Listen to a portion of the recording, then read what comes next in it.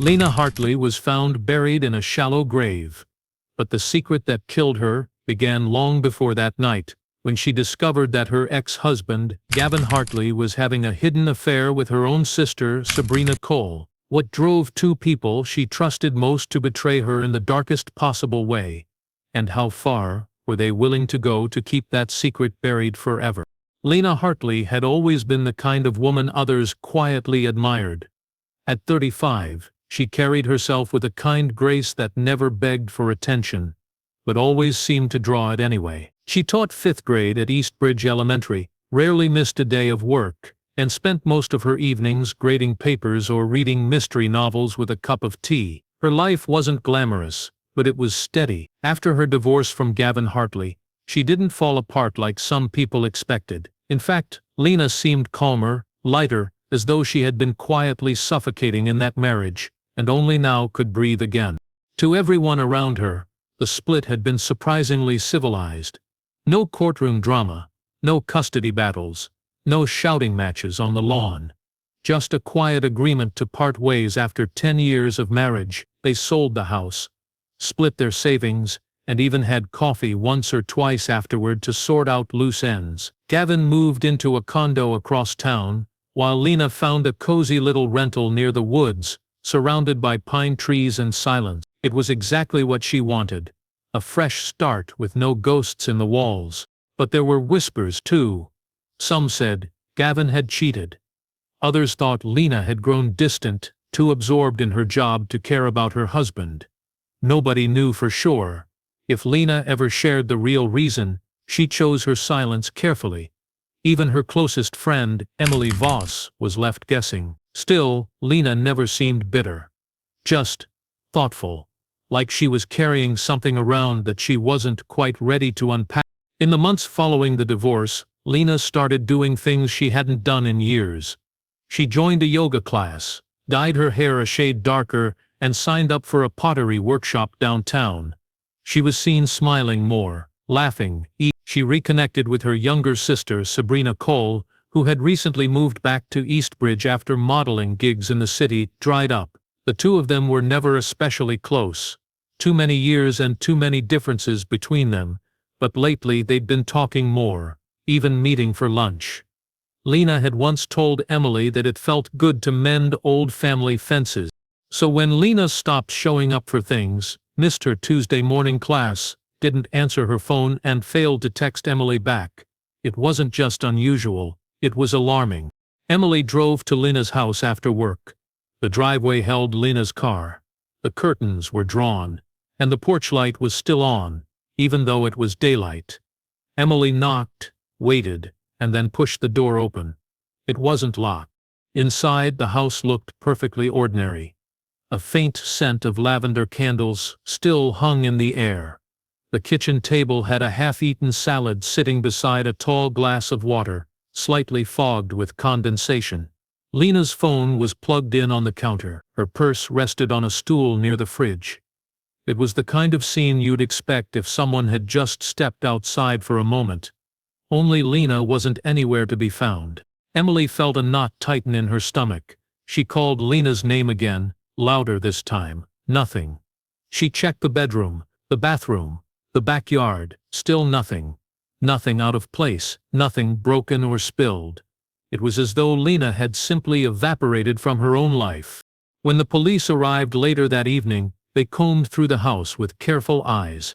No signs of forced entry, no blood, no obvious struggle, just small, strange details that didn't make sense.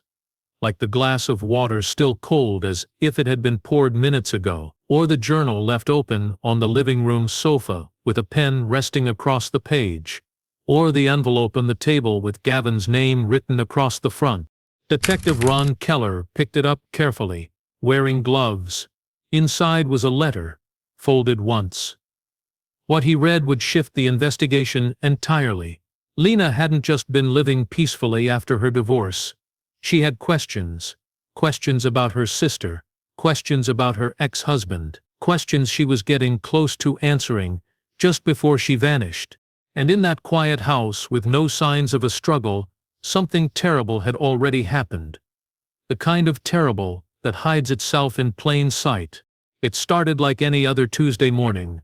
The sun rose over East Bridge, casting long shadows across quiet streets and front lawns still slick with dew. Kids waited for buses, parents rushed off to work, and classrooms began to fill.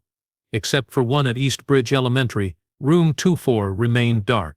Lena Hartley, always punctual and reliable, never arrived. At first, it didn't set off alarms. Teachers get sick. Cars break down. Phones die. But by mid-morning, Emily Voss began to worry. Lena hadn't called in sick, hadn't emailed, hadn't answered a single text. No one had seen or heard from her since Monday afternoon. Emily sent another message, then another. Silence. When school ended, Emily drove to Lena's house, brushing off her unease's paranoia. But something felt off. Lena never missed work without warning. She never left people hanging. She was the kind of person who apologized for being 2 minutes late. That's why Emily couldn't ignore the feeling in her gut. Lena's silver sedan sat in its usual spot in the driveway, untouched. The lawn was freshly cut, the flower pots by the steps undisturbed. Nothing looked wrong, but when Emily knocked on the door and got no answer, the uneasy quiet pressed in harder. She circled around the back. No sign of movement. Then she tried the front door again. This time she turned the knob. It was unlocked. Inside, the house was still, not messy, not ransacked, just eerily paused. A slice of everyday life frozen mid-moment. The TV was off.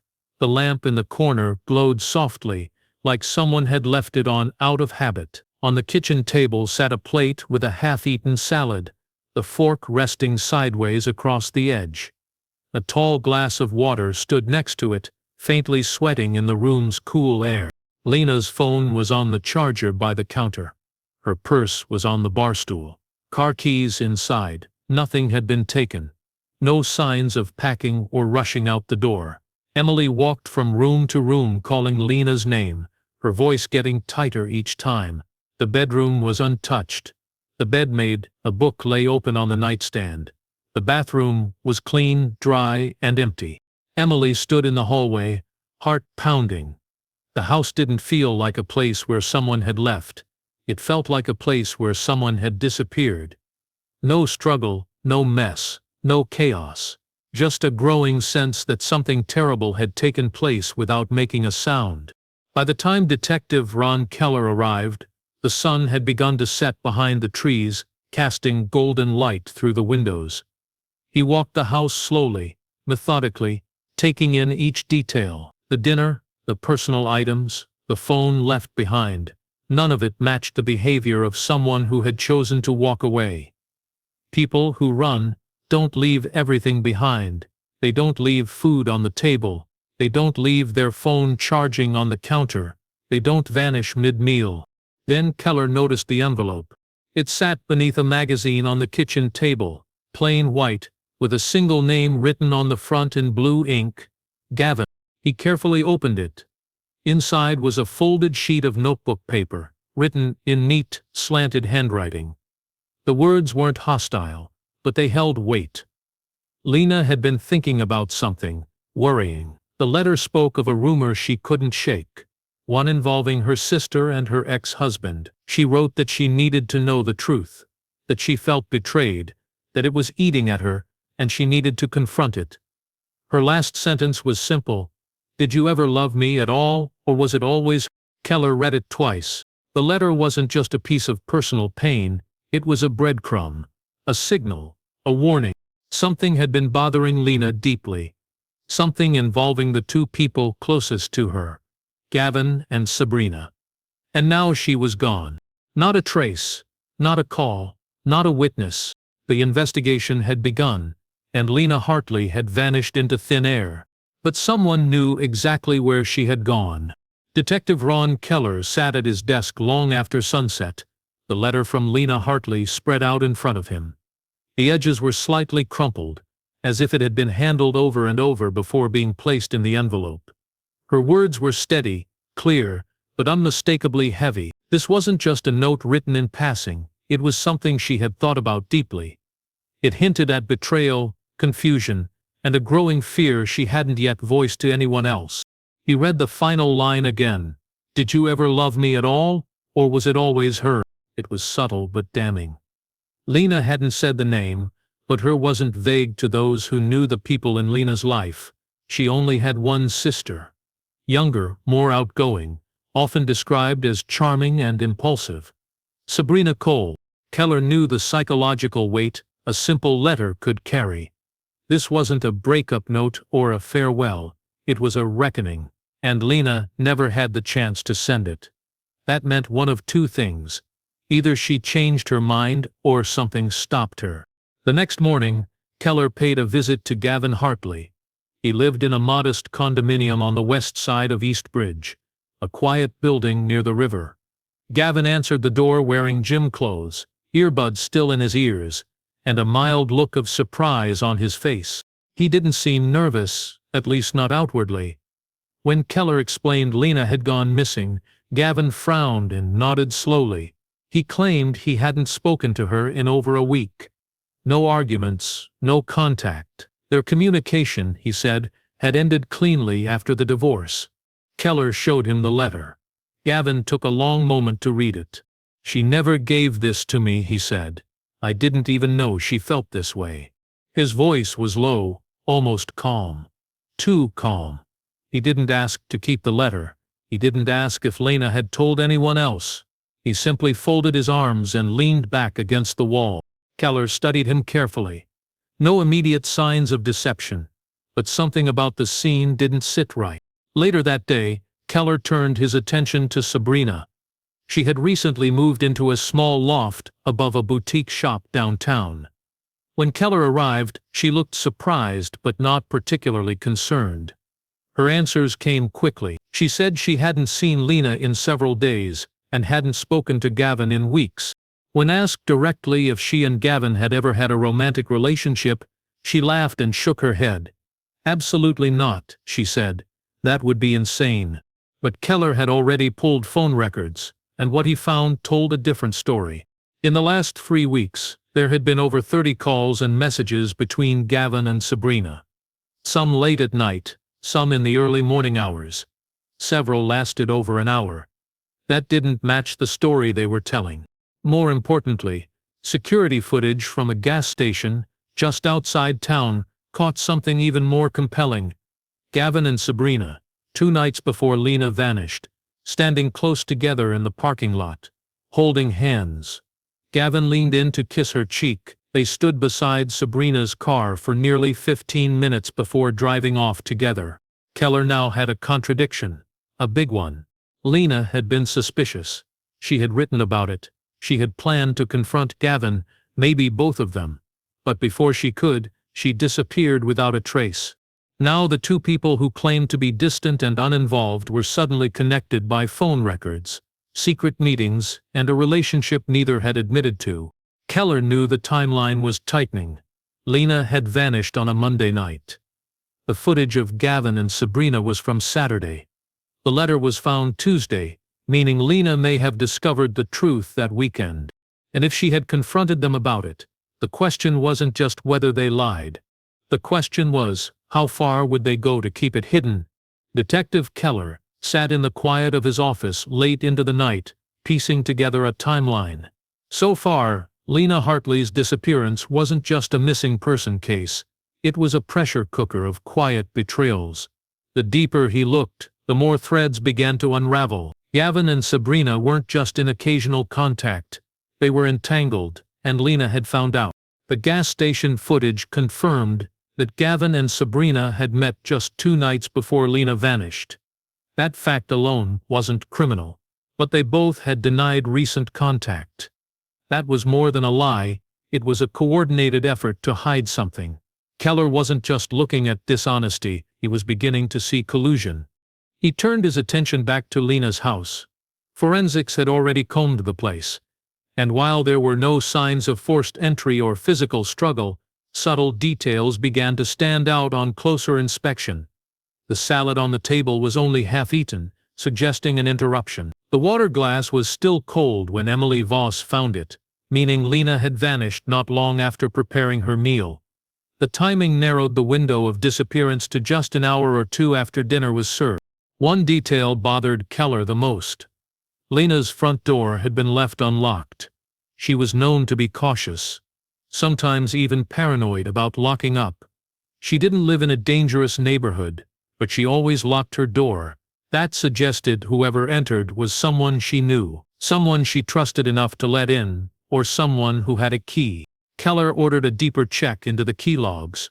According to rental records, Lena had received 2 copies of her house key. One remained on her ring, the other unaccounted for. She hadn't reported it missing. She hadn't given it to Emily. But during her divorce, Gavin might have had access, and if he had copied it before returning the original, he wouldn't have needed to break in. He could have walked through the front door. Keller circled back to Sabrina. She'd claimed she hadn't spoken to Gavin in weeks. But their phone records told a different story. Calls, texts, and 2 late-night FaceTime sessions. The week before Lena vanished, it was clear now that not only were Gavin and Sabrina hiding a relationship, but they were doing everything possible to deny its existence. Keller requested traffic and surveillance data around Lena's neighborhood the night she disappeared. Eastbridge wasn't a big town, but a few key intersections had cameras, and just before midnight, one captured a dark SUV turning onto Lena's street. It matched Gavin's vehicle. Same make, same scratches on the bumper. Another camera picked up the SUV, leaving just before 2 a.m., this time heading out toward the woods near Lake Monroe.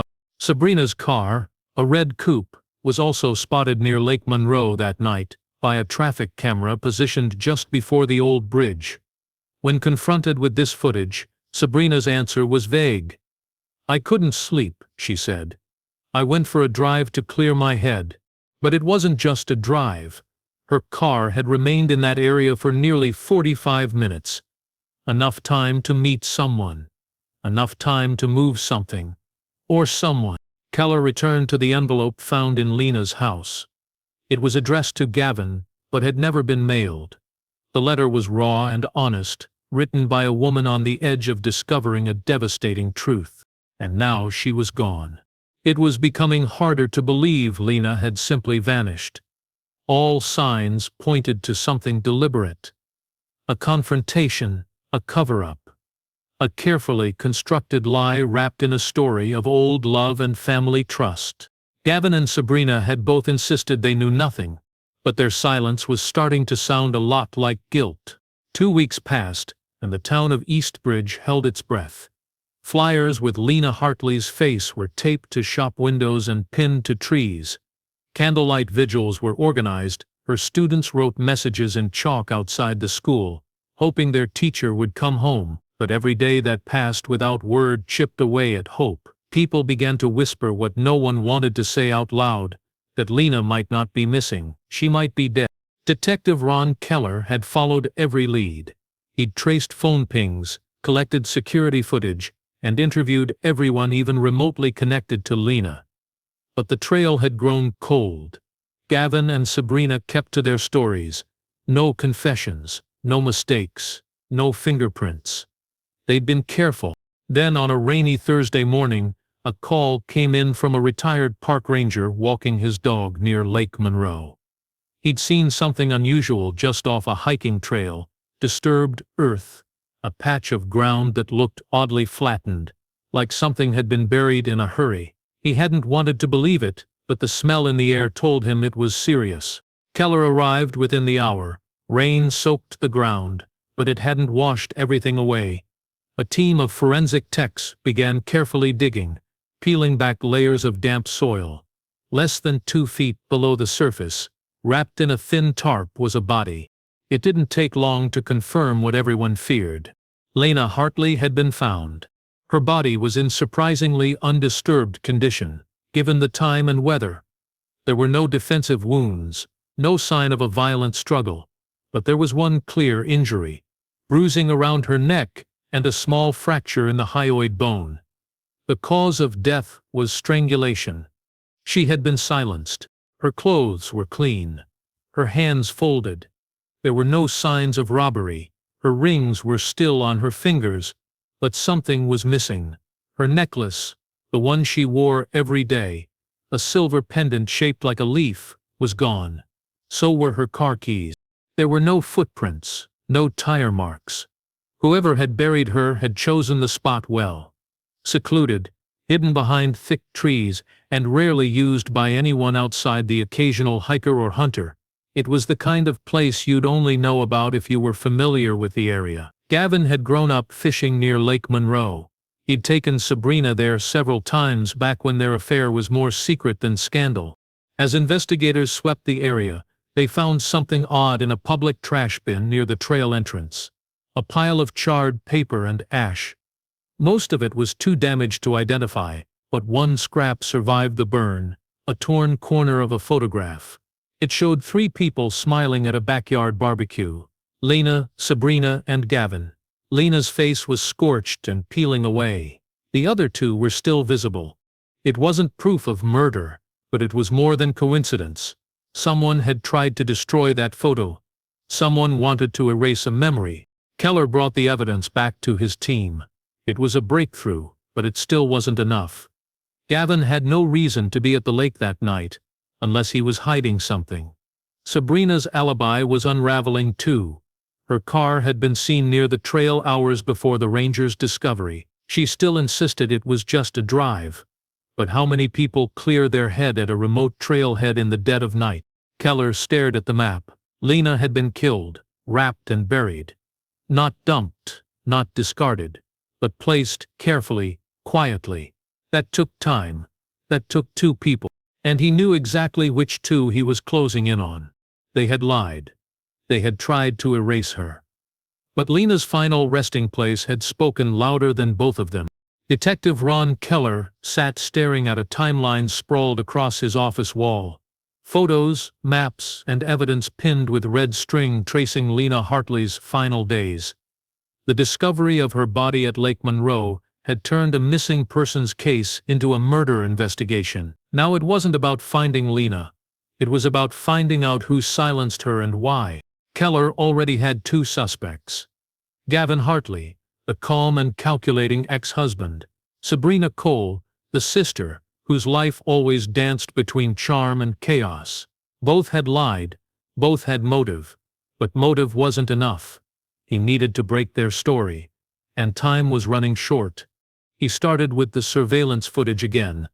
The traffic camera outside Lena's neighborhood showed Gavin's dark SUV turning onto her street at 11:37 p.m., the night she vanished. Another camera, 15 miles away, caught the same vehicle near Lake Monroe at 1. There was no traffic in either direction, no one to witness it. But there it was, quiet and undeniable. Gavin had been near the burial site. Still, when Keller questioned him again, Gavin stayed calm. He claimed he had been asleep all night. Alone. No phone activity, no messages, no calls. Must have been someone else's SUV, he said with a shrug. But his neighbor's doorbell camera had something more to say. Just after midnight, the neighbor's cam caught the faint sound of a garage door opening. A shadowy figure, tall, matching Gavin's build, slipped into the driveway and got into the SUV. The camera's low resolution didn't show his face, but it was enough to kill Gavin's alibi. Keller then turned back to Sabrina. He confronted her with the traffic cam images of her red coupe crossing the bridge to Lake Monroe. The same night. She looked startled. Her response was shaky. "I just went for a drive," she repeated, like it was a script she'd practiced. "I didn't go anywhere near the woods." But GPS data from her phone, quietly pulled from cell tower pings, put her phone near the same wattage trailhead just 30 minutes before Gavin's SUV was captured driving past it. Sabrina wasn't just driving near Lake Monroe, she was at the exact spot where Lena was found, and she'd been there first. Keller began to see the story forming. Lena had discovered the affair. The letter proved she was preparing to confront Gavin. Maybe she already had. Maybe she had spoken to Sabrina too, and perhaps the guilt or fear was rising on both sides. 2 people caught in a lie, cornered by a woman who had once trusted them with everything. Someone must have panicked. That was when Emily Voss came forward with something critical: Lena's journal. Emily had remembered seeing Lena scribble in it, constantly. A small, navy blue notebook that she always carried in her bag. In the days before her disappearance, Lena had been unusually quiet. Emily, sensing something was wrong, had taken the journal from Lena's house when police first arrived, worried it might get overlooked. The entries were disturbing. One entry just 3 days before Lena vanished read, "I saw them. It's not just a rumor. I know now. I don't think I've ever felt this kind of betrayal. My own sister. He's not even hiding it anymore." Another, written the night before she disappeared. "If anything happens to me, check Gavin and Sabrina. I don't trust either of them anymore." Keller felt a chill reading the words. This wasn't speculation. This was a warning. Lena had feared for her life. She had sensed something was coming. She may not have known the how or when, but she knew who. Now the evidence was stacking up. Lies exposed, timelines broken, journal entries that read like prophecy.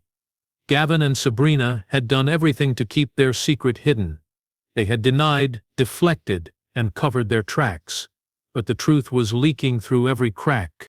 And Ron Keller was getting closer to the moment it would all fall apart. The truth unraveled like a slow leak, drip by drip, lie by lie, until the pressure became too much. After weeks of denial, surveillance footage, GPS data, and Lena's journal cornered Sabrina Cole in a way she could no longer escape. When Detective Keller brought her back in for questioning, she no longer looked confident.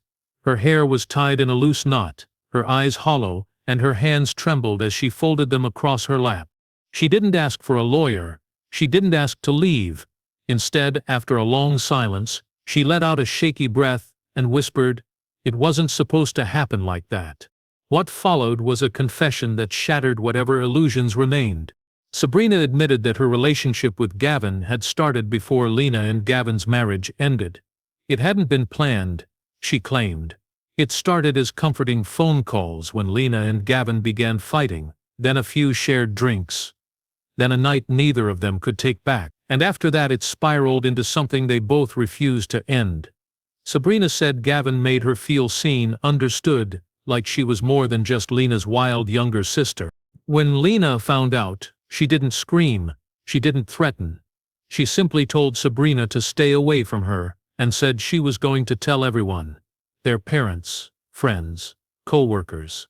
Lena had never been one to explode, but her silence was worse. Cold and final.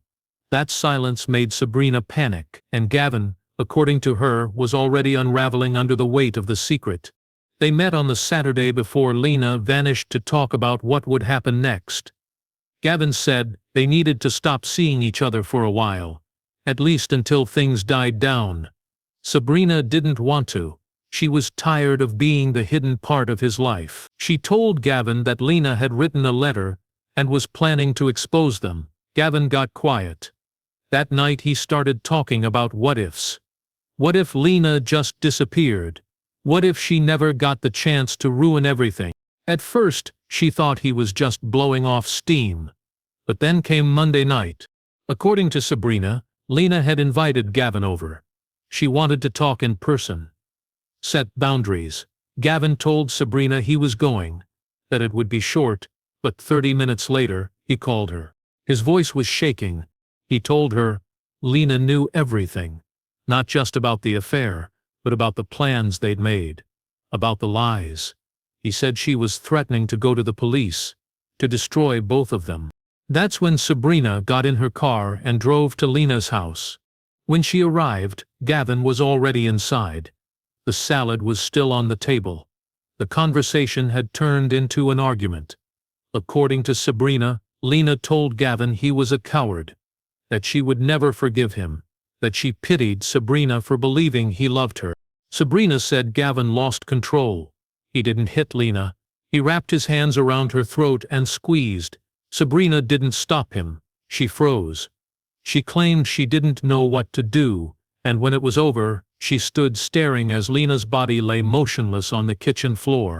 What came next was fast and terrifying. Gavin wrapped Lena in a tarp. Sabrina drove ahead to scout a location. They didn't speak much. They didn't cry. It was mechanical, like they were just completing a horrible task they couldn't reverse. They buried her near Lake Monroe under the cover of darkness. Then they went home, erased messages, and told no one. Sabrina sobbed through the final part of her confession.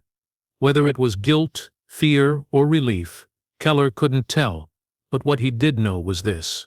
The truth, as ugly as it was, had finally stepped into the light, and now justice was waiting. The courtroom was silent as the verdict was read. Gavin Hartley stood in his dark suit, face pale but expressionless. Not a flicker of emotion crossed his eyes when the words "guilty of first-degree murder" echoed through the room.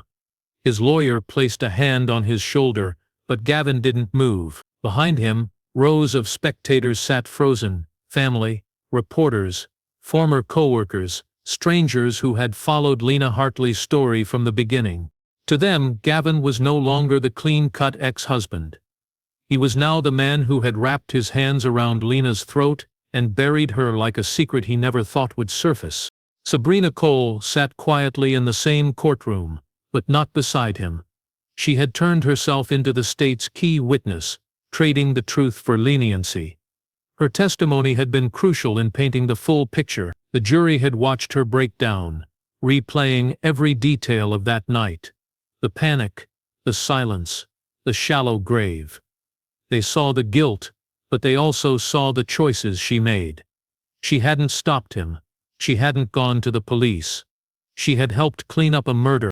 For her role, Sabrina was sentenced to 12 years in prison for obstruction of justice and accessory after the fact.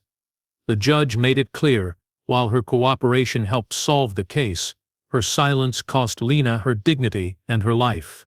Eastbridge was a small town, the kind where people waved at each other in grocery store aisles and knew who lived 3 doors down.